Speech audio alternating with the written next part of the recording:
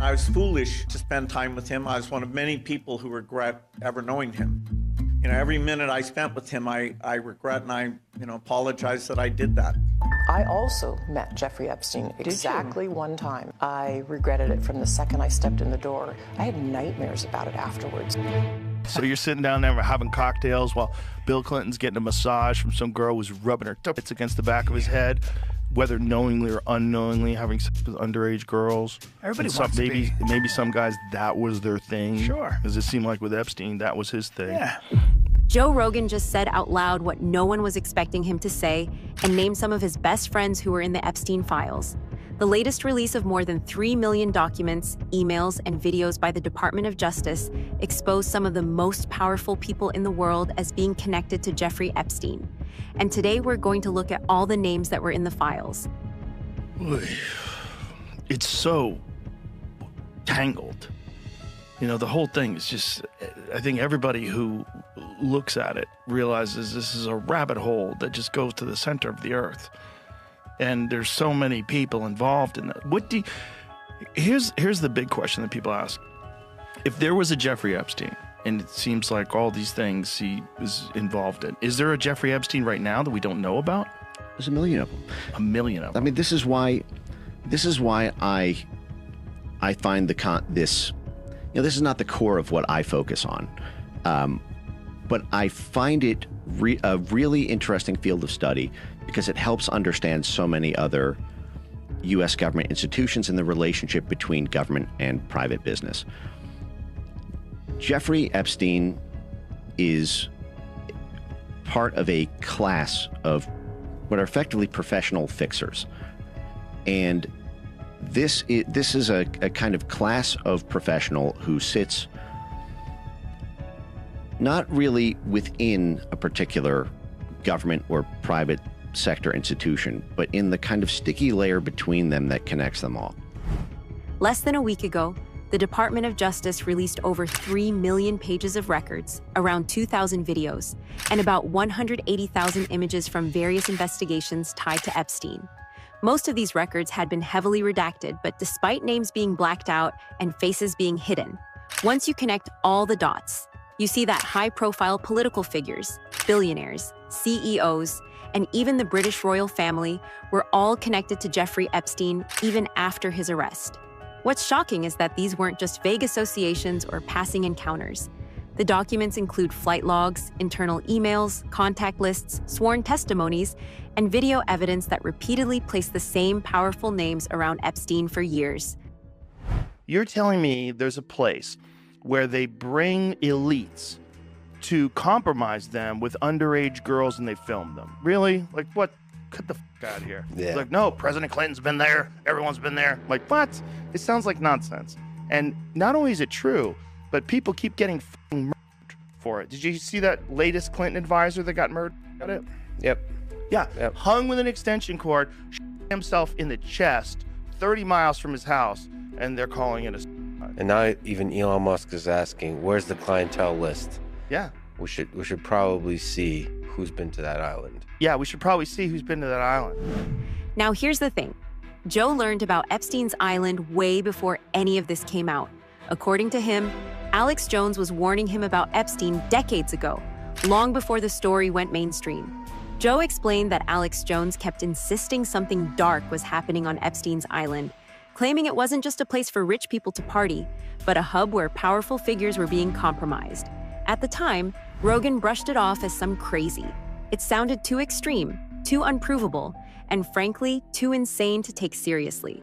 But looking back now, Joe says that's exactly what makes this situation so disturbing. He was the guy who told me about Epstein's Island more than a decade ago, and I thought it was the craziest thing I'd ever heard. I was like, what are you saying? There's an island, like it sounds like a plot in a movie. There's an island where they fly famous rich scientists and politicians, and they compromise them with underage girls and get it on film so they could use it against them. I'm like, what? That sounds like horror. That sounds like lizard people. It sounds like, 5G creates COVID. Same thing. Yeah. But turns out it was true. And it's one of many things. He was the first one to warn me about a social credit score system. He's like, they're going to try to implement a social credit score system, and your money is going to be tied. They'll have centralized digital currency, and your money will be tied to your social credit score system, and you step out of line, you won't be able to buy things. You won't be able to travel. You won't be able to do anything. They're going to try to keep you within a 15-minute radius of your home, and they're starting to do that in places. With this new release, however, all of it is slowly starting to make sense. And the names of the people involved are insane. What's wild is how many of these names were already floating around years ago, quietly mentioned and quickly dismissed. Back then, the media framed them as coincidences or unproven associations. But with the latest batch of documents, those same names are reappearing alongside concrete timelines, repeated contact, and direct links to Epstein's operations. And the chairman of a prominent law firm is stepping down over his association with Jeffrey Epstein. Paul Weiss law chair Brad Karp says in a statement, quote, "Recent reporting has created a distraction and has placed a focus on me that's not in the best interest of the firm." The firm says Karp will remain with the firm, just in a different role. Senior Washington reporter Will Staken is here for more. Hi, Will. So what's the latest on this growing list of prominent people facing scrutiny over the Epstein files? Yeah, Diane, well I think, Mr. Karp right here is kind of the latest fallout from these Epstein files. Like you said, the really powerful law firm Paul Weiss announced that Mr. Karp would be stepping down after his name appeared in these files. Now, the law firm did not give a reason why Mr. Karp is stepping down, and previously the law firm denied Mr. Karp had any wrongdoing, but with this release of these files, his name appears in the files, mostly with his assistant trying to schedule meetings with Mr. Epstein. But there's an email between Mr. Karp and Epstein where he's asking about if he could help, get his son some kind of job in an upcoming Woody Allen film. So I think these emails, obviously are continuing to have fallout across, widespread industries. It's kind of the latest fallout here. We saw recently that popular wellness influencer Peter Attia also stepped down from his role at the protein company David. Bill Gates is one of the names most under fire. A picture of Bill Gates posing with a woman whose face has been redacted was in the files. There were also emails between Gates and Epstein that showed Gates was trying to hide a sexually transmitted disease from his wife after contact with Russian girls. As soon as these emails became public, Bill Gates immediately issued a statement calling them absolutely absurd and completely false. He also suggested that Epstein was trying to extort or defame him by writing an email in 2013 that further alleged he tried to give antibiotics to Melinda in case she also became infected. Listen to Melinda. True that I was only at dinners, I never went to the island, I never met any women, and so, the more that comes out, the more clear it'll be that although the time was a mistake, it had nothing to do with that kind of behavior. There we go. I never met any women. Wow, this is getting curiouser and curiouser, Esther. Yes, it is. And unfortunately for Bill Gates, now he has to probably deal with the insinuation, at least for many people, that Melinda chose to divorce him and get herself out of that world. Also because of his association or his tenuous links, which he denies, with Jeffrey Epstein. The allegation that he presumably got an STD from a Russian prostitute that was associated with Jeffrey Epstein was actually written in a note by Jeffrey Epstein to himself. One of the more personal angles in all of this is how it affected Gates's marriage. Melinda Gates has been very clear that Epstein's involvement played a role in her decision to leave. She's said in interviews that the revelations were painful and raised serious red flags for her long before their divorce, particularly around Bill's judgment in spending time with Epstein after his conviction. I also met Jeffrey Epstein exactly one time. Did you? Yes, because I wanted to see who this man was. And I regretted it from the second I stepped in the door. He was abhorrent. He was evil personified. I had nightmares about it afterwards. So, my heart breaks for these young women because that's how I felt. And here I'm an older woman. My God, I feel terrible for those young women. It's awful. People in the files have used the same excuse, and they're all saying the same thing, that Epstein was attempting to extort them. According to these individuals, Epstein allegedly collected information, emails, and compromising material as leverage.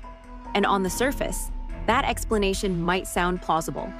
Epstein clearly surrounded himself with powerful figures, and multiple witnesses have already confirmed that he liked to document everything.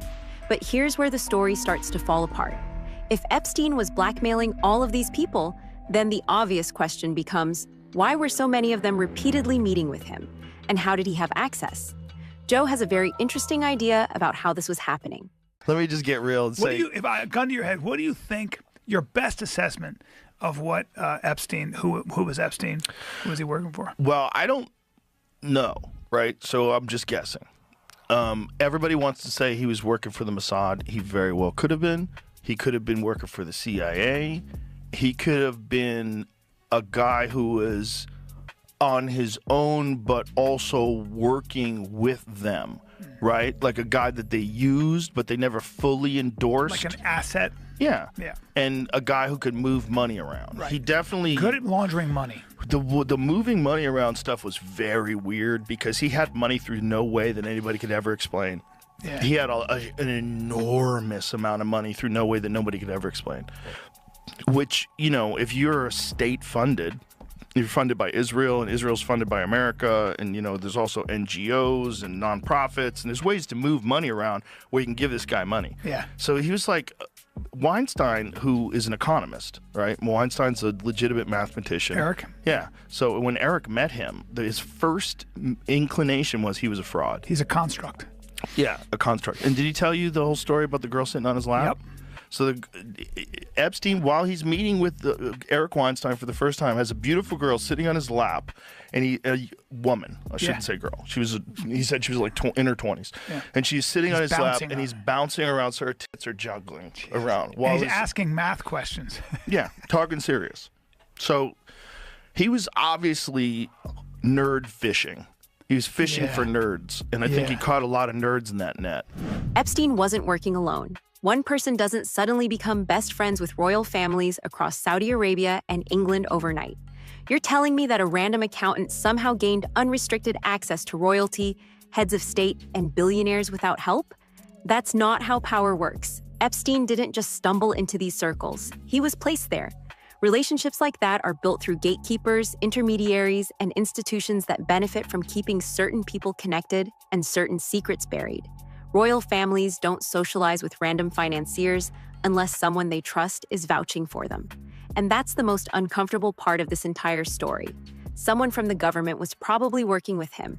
There's a lot of those 100%. guys that wound up going to that island. They probably thought, this is great. We get to party. Nothing's free. And they probably felt like they were rock stars because they get to hang out with the intellectual elite on an island with a guy who's just a billionaire philanthropist who's eccentric, who just loves women. He's a professed bachelor, and it all seemed too good to be true. It's so true. Because it was. Yeah. So I think he was an asset, whether or not it was for the Mossad strictly, or Israel strictly, or the United States strictly, whether it was a CIA thing, whatever, I don't know. But I think it was probably a part of a blackmail compromise effort. Yeah. Because those guys... there's a fucking dirty secret about these people that are in Congress, and they party, okay? They're regular guys and regular women, and they're in their 30s or 40s or whatever they are, and every now and then they do coke, and they get drunk, and they... Human beings.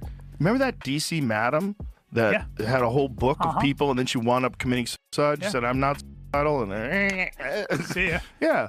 Because there's probably a lot like that. And yeah. those kind of honeypot operations, they let these freaks know, like, hey, you're going to be safe with me.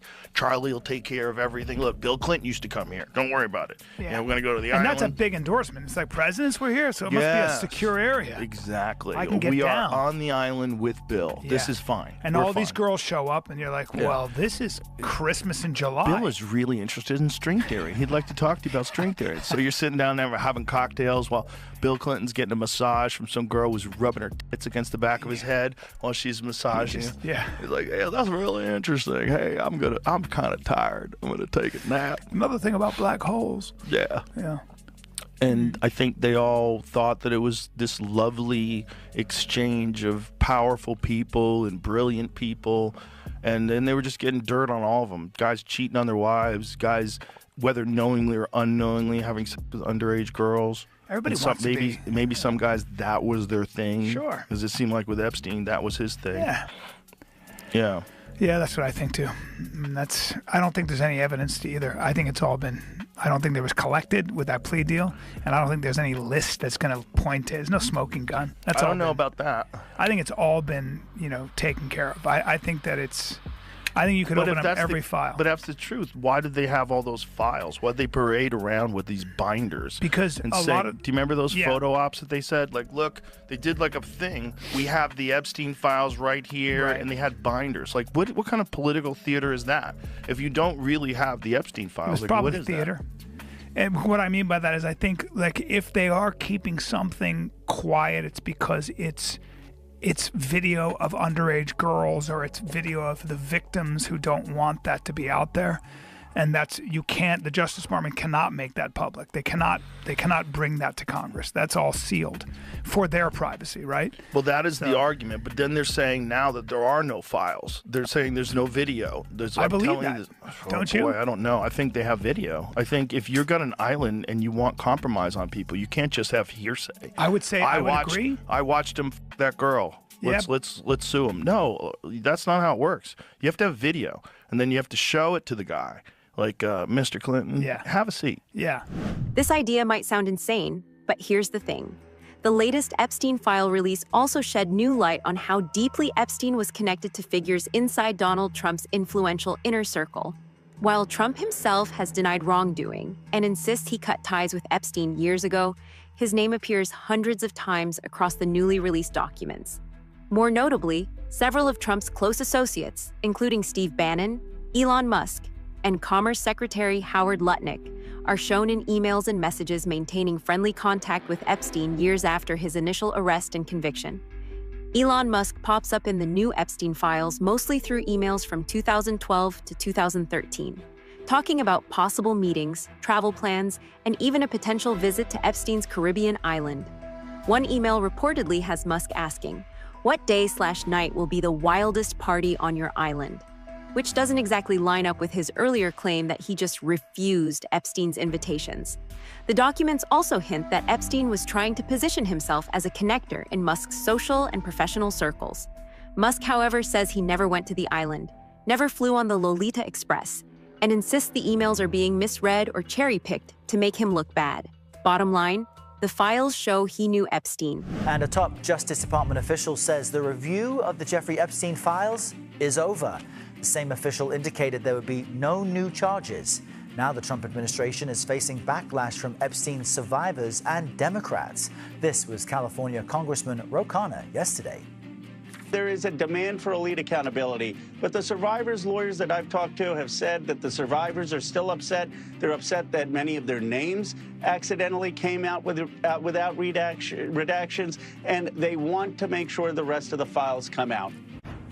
CBS News Justice correspondent Scott MacFarlane joins us from our Washington bureau with more on this. Scott, you've been sifting through as much of this as you can. What's in this so-called final batch? It's a process. We're still working through millions of pages here, Errol. And it's worth noting these were released more than 40 days after the legal deadline for the Department of Justice to do so. No one besides Epstein and former associate Ghislaine Maxwell has been charged, but the Department of Justice insisting its work is done has only fueled more controversy. Joe talked about this too, the way the government seems hesitant and almost scared to release the files. He pointed out that if there was truly nothing to hide, the documents would have been dumped all at once, clean and unfiltered. Instead, they've come out in slow, fragmented batches, filled with redactions, delays, and vague explanations. Even after Congress mandated the release, the Justice Department missed deadlines and admitted that large portions were still being withheld. About the Epstein releases, like before we got started, first of all, the photo dump and the emails, it's nuts. But it's also they're doing it so slowly. Mm-hmm. Like, you guys have had this stuff for a year. And we were promised multiple times, it's coming. Doesn't it seem like you could just throw all that into AI at this stage of the game? Yes. And just redact the names of the victims and let's go? Yeah, of course. It seems like that would take 5 minutes. I mean, it feels like, you can't help but feel like the administration is just like watching their back, and that's why it's happening. Watching someone's back. Yeah. I mean, it's all speculative why they haven't released it, but it's not good. It's not good for everybody's confidence. No. It's not good that this thing was going on, that they had this bizarre blackmail operation running. That's very weird. Very strange. Very weird. But it kind of makes sense. Because if you're a 60-year-old billionaire and you're a freak and you like to get your freak on, but unfortunately you're a gigantic software developer and everybody knows who you are. Yeah. Like, it's hard to get your freak on. Well, that's the thing is, like, it makes sense when you go like, oh, some of these dudes really liked visiting that place. Yeah. It's like, that's the only place they can go. Right. You can't go anywhere else. Right. And that's why they set it up for them. Yeah. Eric Weinstein said that to me once. And I was like, oh, okay, that makes sense. If you're the former president of the United States, you can't go to a nightclub. Yeah, he said, I think there are people out there that provide experiences for certain people that have a hunger for them. Yeah. I was like, of course. And that's also how they compromise people too, right? Oh, yeah. That's how they get you to vote the way they want you to vote and play ball. Bobby, we got video, you sucking a dick. Yeah. Yeah. What do you want to do? What do you want to do? Yeah. Because, I bet all those people have something on them. That's how they stay in the game. They have to. It's like skull and bones. You got to suck the dick. Well, look at otherwise we can't trust you. For the Epstein shit, look at the level of people that we're visiting. I mean, it's all at the highest level of influence, power, and fame. Yeah. And so you go, yeah, this dude wants to do some wild shit. He can't go to Cheetahs and get it done. You know? Yeah. You can't do it. He's got to go somewhere. Yeah. What sounds good? A private island. Yeah. He can't just order up a call girl. It's too risky. Where are you going? I'm going to Captain Billionaire's house to suck his dick. I do it every Tuesday. Plus, I'm on meth. We're only touching the surface of what's in those files. Joe even mentioned the Pizzagate conspiracy theory. He pointed out that once you start following the threads, flight logs, private island visits, emails, and unredacted documents, patterns begin to emerge that the mainstream media has largely ignored. The newest Epstein files have reignited interest in the Pizzagate conspiracy, thanks to nearly 900 references to pizza across millions of documents. While Pizzagate was widely debunked after a violent 2016 incident at Comet Ping Pong, these emails show Epstein and his associates repeatedly using pizza and other seemingly innocuous phrases over the years. Some online communities have interpreted this as coded language, linking Epstein's real-world crimes to something deeper. Share your thoughts. Which revelations shocked you the most? And don't forget to like the video if you want us to keep breaking down every new detail as it comes out.